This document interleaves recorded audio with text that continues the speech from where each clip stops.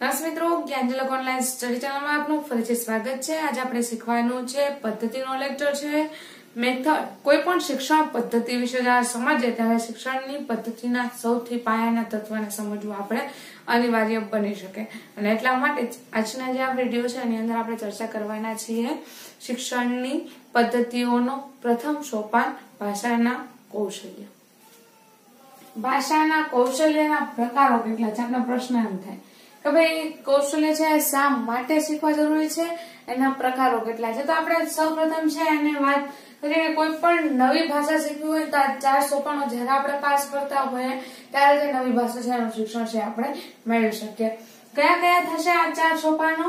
તો એક છે શ્રવણ, બીજું છે કથન, પછી છે વાંચન અને છેલ્લું છે લેખન।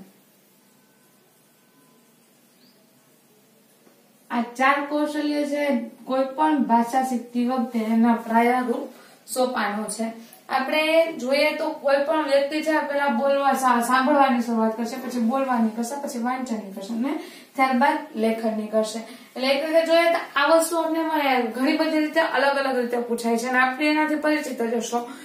જો આપણે ટાટની અગાઉની એક્ઝામ એકાદ તો આપેલી જશે કેમ કે સેકન્ડરી કેન્સલ થઈ ને આ જ એક્ઝામ છે હવે લેવાની છે એટલા માટે। તો એની અંદર અમને ક્યાંય ને ક્યાંય મેથડ ની અંદર આ પ્રશ્ન છે અચૂકપણે પૂછાતો જ હોય છે, ખૂબ અગત્યનો છે। ઘણી બધી વાર એના ક્રમ દર્શાવવાનો પૂછાય છે અથવા તો ઘણી બધી વાર એવું પૂછાય છે કે સૌ પ્રથમ કયું કૌશલ્ય છે હસ્તગત કરવું પડે, તો એમાં આવશે શ્રવણ, સેકન્ડ ક્રમ છે કથન, પછી છે વાંચન ને લેખન। અને બીજી રીતે કઈ રીતે પૂછાશે તો કે ભાઈ શ્રવણનું ઉદ્દેશ્ય શું છે? તો શ્રવણનું ઉદ્દેશ્ય મિત્રો આપણે યાદ રાખવાનું છે। શ્રવણનું ઉદ્દેશ્ય છે શું થશે? ગ્રહણ। હેતુ શું? સાંભળવાનો, ગ્રહણ કરવાનો। હવે કોઈ પણ વસ્તુ તમે કોઈ વ્યક્તિ પાસેથી સાંભળો, સાંભળવાના સંદર્ભમાં આપણે વાત કરતા હોય આગળ, તો જે વસ્તુ સાંભળશો એને ક્યારે અર્થગ્રહણ યુક્ત બને? તો સાંભળેલી વસ્તુ છે આપણે સમજીએ ને ત્યારે એનું ગ્રહણ કર્યું કહેવાય।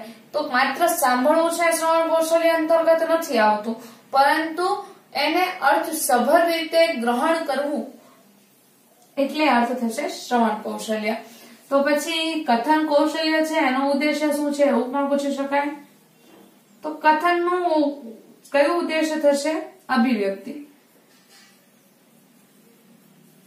આ બાબત પણ આપણે યાદ રાખવાની છે કે ભાઈ શ્રવણ કૌશલ્ય છે તેનું ગ્રહણ ઉદ્દેશ્ય છે, હેતુ ગ્રહણ છે। કથનનો ઉદ્દેશ્ય શું છે? અભિવ્યક્તિ। કોઈ પણ વ્યક્તિ છે બોલે છે અને બોલે છે તો એનું બોલવાનું છે એ કઈ રીતે પોતાની અભિવ્યક્તિ ઉપર ડિપેન્ડ કરશે, એટલે અભિવ્યક્તિ એનું ઉદ્દેશ્ય થશે। ફરીથી આ જ ક્રમ રોટેટ થશે। વાંચન છે એનું ફરીથી આપણે કોઈ પણ વસ્તુ વાંચન કરતા હોય તો એનું ઉદ્દેશ્ય થશે ગ્રહણ, અને એ જ રીતે લેખનનું ઉદ્દેશ્ય થશે અભિવ્યક્તિ। આટલી વસ્તુ છે આપણે પેલા મગજમાં ક્લિયર કરી નાખવાની છે। આમાંથી એક તો રોટેશન નો પ્રશ્ન પૂછાય અથવા તો કયા બે ગ્રહણને લગતા કૌશલ્ય છે એવું પૂછાય તો શ્રવણ ને વાંચન એ બે અર્થગ્રહણને લગતા કૌશલ્ય છે, કથન અને લેખન છે એ બંને અભિવ્યક્તિના કૌશલ્ય છે। આટલી વસ્તુ ક્લિયર થાય પછી આપણે પૂછાય છે એવું કે ભાઈ શ્રવણ કોઈ એક સેન્ટેન્સ એવું પૂછાય કે ભાઈ શ્રવણના કૌશલ્યને વિકસાવવા માટે શિક્ષક છે નીચેના પૈકી કઈ પ્રવૃત્તિઓ કરશે? તો શ્રવણને વિકસાવવા માટે છે કોઈ સારા વસ્તુઓ છે એનું વારંવાર છે સાંભળવાનું રખાય। આપણે મોટા ભાગના વસ્તુઓ છે કરતા હોય છે કે કોઈ સારી એવી બાબતો છે અને બીજા દ્વારા રજૂ થયેલી હોય વારંવાર સાંભળવામાં આવે, શ્રવણ કૌશલ્ય અંતર્ગત આવશે। કથન છે તો કથન કેળવવા માટે શું? સારું સાંભળવું જરૂરી બનશે। તો સારું સાંભળાશે કઈ રીતના? તો કોઈ એક સારા એવા કથાકાર હોય જે આપણે જે સ્પીચ તૈયાર કરવાની હોય કે કઈ વસ્તુ બોલવાની હોય તો અંતર્ગત આપણે પેલા એને વિશે સારું એવું સાંભળવું પડશે। એટલે જો કથન છે એને શ્રેષ્ઠ બનાવવું હોય તો શ્રવણ કૌશલ્ય છે એને વિકસાવવું જ પડે, ત્યારે જ છે કથન કૌશલ્ય છે આપણું શ્રેષ્ઠ બની શકે। હવે કથન છે એની તમે અભિવ્યક્તિ સારી કરવી હોય તો તમારે અલગ અલગ વિદ્વાનો પાસેથી અલગ અલગ જગ્યાએથી તમારે એ વસ્તુને સાંભળવી પડશે। ત્યાર પછીનો છે વાંચન। વાંચનનું ઉદ્દેશ્ય શું છે? ગ્રહણ કરવું। હવે કોઈ પણ વસ્તુ છે વાંચન ક્યારે તમે વાંચી શકશો?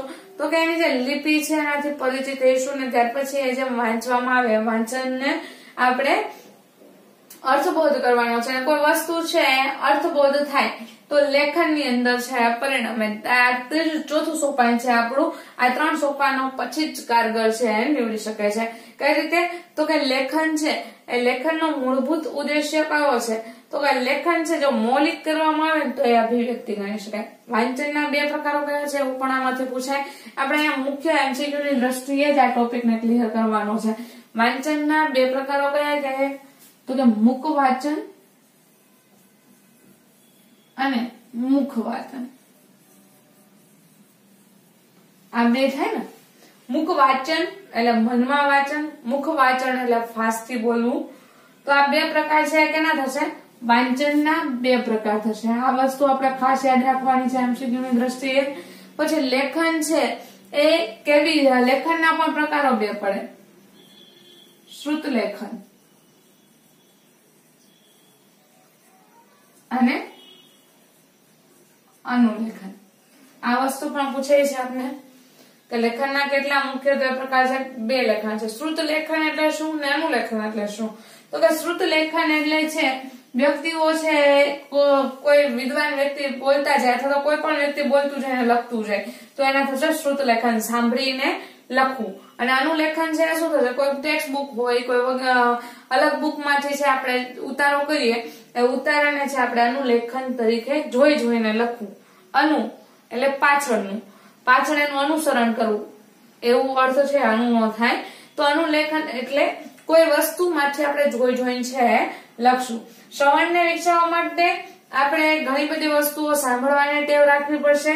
કથનને વિકસાવવા માટે પણ જે શ્રવણ કરેલું હોય વિવિધ પ્રકારનું એ ઉપયોગી બને. અને જેટલું વધારે આપણે સાંભળતા જઈએ એટલું આપણું કથન છે પાવરફુલ થતું જાય. વાંચન માટે તો પ્રેક્ટિસ જરૂરી છે ને. વાંચન 2 પ્રકારનું થાય છે એ વસ્તુ યાદ રાખવાની છે. મુખ વાંચન અને મુખ વાંચન. લેખન છે તો લેખન છે કઈ રીતે કયા પ્રકારનું હોય? તો કે શ્રુત લેખન, નાનું લેખન. બસ આના નાનકડા એવા ટોપિક આપણે યાદ રાખવાનો છે ભાષાના કૌશલ્ય સંદર્ભે. વિવિધ વિદ્વાનોના અભિપ્રાય અને વ્યાખ્યાઓ છે આપણે નેક્સ્ટ લેક્ચરની અંદર અભ્યાસ કરીશું. Thank you.